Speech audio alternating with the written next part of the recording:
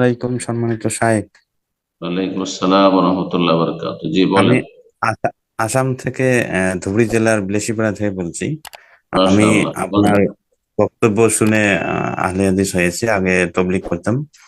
তো আলহামদুলিল্লাহ, আল্লাহ কবুল করুন, আল্লাহ কবুল করুন, সিরাতে মুস্তাকিমে সরল দোয়া পথে করবেন, রাখুন। দোয়া করবেন। আমার এখান থেকে মসজিদে বের করে দিয়েছিল, তাদের জমি দিয়ে আমাকে উঠতে দেয় নাই। এরকম আল্লাহ বহুত তাকে সমস্যা হেদায়েত হয়েছে। করুক, তাদের অনিষ্ট থেকে আল্লাহ রক্ষা করুক। তো আমার প্রশ্ন হচ্ছে, আমরা যে গাড়ির ইন্স্যুরেন্স করি, আমার এই যে 2 চাকা গাড়ি বা 4 চাকা গাড়ির ইন্স্যুরেন্স করিয়ে দেয় মানুষের। তো এটা কি, এই ব্যবসাটা কি সুদের মধ্যে পড়ে? এটা কি জায়েজ হবে কিনা একটু বলবেন? জাযাকাল্লাহ। ইন্স্যুরেন্স, অধিকাংশ ওলামারা বলছেন যে যদি কোঅপারেটিভ ইন্স্যুরেন্স না হয়, হ্যাঁ, মানুষের সহযোগিতার জন্য যে ইন্স্যুরেন্স, সেটা জায়েজ শুধু। আর এমনি যেটা বিজনেস ইন্স্যুরেন্স, সেটা জায়েজ নয় অধিকাংশ ওলামাদের নিকট। এটা এক ধরনের জুয়া। তো এই ক্ষেত্রে আপনি কোন ইন্স্যুরেন্স কোম্পানি চালাচ্ছেন, ব্যবসা করছেন, তার সাথে লেনদেন করছেন, তাতে জব করছেন, স্থাপে, এটা এগুলো যায়। কিন্তু অনেক সময় ইন্স্যুরেন্স করতে বাধ্য, আইন বাধ্য করছে, হ্যাঁ, অথবা পরিস্থিতি বাধ্য করছে। ইন্স্যুরেন্স না করলে, আল্লাহ না করে হঠাৎ করে যদি একটা অ্যাক্সিডেন্ট হয়, লাখ লাখ টাকা চলে আসলো, কোথা থেকে দেবেন আপনি? কত ফকির হয়ে যাবেন আপনি, বা আপনাকে বন্দি করে দেবে। জি, সৌদি আরবে একসময় ইন্স্যুরেন্স ছিল না, তখন বিদেশিরা কেউ একটা যদি অ্যাক্সিডেন্ট করে দেয়, আর রং সে করে, ভুল সে করেছে, তাহলে তাকে কাস্টডিতে ভরে দেবে।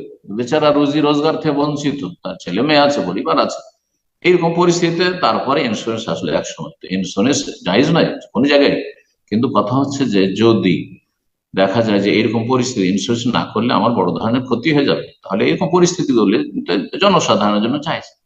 কিন্তু এমনি শখ করে ইন্স্যুরেন্স জায়েজ না, যেমন লাইফ ইন্স্যুরেন্স, এটা জায়েজ নয়। লাইফ ইন্স্যুরেন্স জায়েজ নয়, কিন্তু আমার গাড়ির রাস্তাঘাটে চলছে, যে কোনো সময় দুর্ঘটনার আর শিকার হতে পারে, আর আমি যদি ভুল করে দিই, অন্যের যেমন ভুল হতো আমারও ভুল হতে পারে, তাহলে তো আমি বড় ক্ষয়ক্ষতিতে পড়ে যাবো। সুতরাং গাড়ির ইন্স্যুরেন্স অনেক আমাদের কাছে জায়েজ।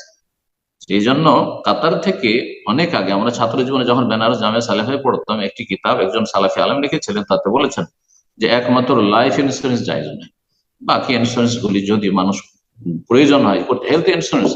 এখন হঠাৎ করে মানুষের বড় ধরনের রোগে আক্রান্ত হতে পারে, এখানে লাখ লাখ রিয়াল বিল চলে আসে, কোথা থেকে দেবে সে? 10 বছরও সে পেমেন্ট করতে পারবে না হয়তো। তো সেই জন্য হেলথ ইন্স্যুরেন্স এখন চলে এসছে। আর হেলথ ইন্স্যুরেন্স না হলে এখানকারই হবে না, আইডি কার্ডও হবে না, অবৈধ হয়ে যাবে। সুতরাং এখানে জায়েজ, কোনো অসুবিধা নেই, কোনো গোনা হবে না। জাযাকুমুল্লাহ। তা আপনার পরিস্থিতিটা দেখতে হবে। বিশেষ করে আপনি শখ করে লাইফ ইন্স্যুরেন্স করবেন না।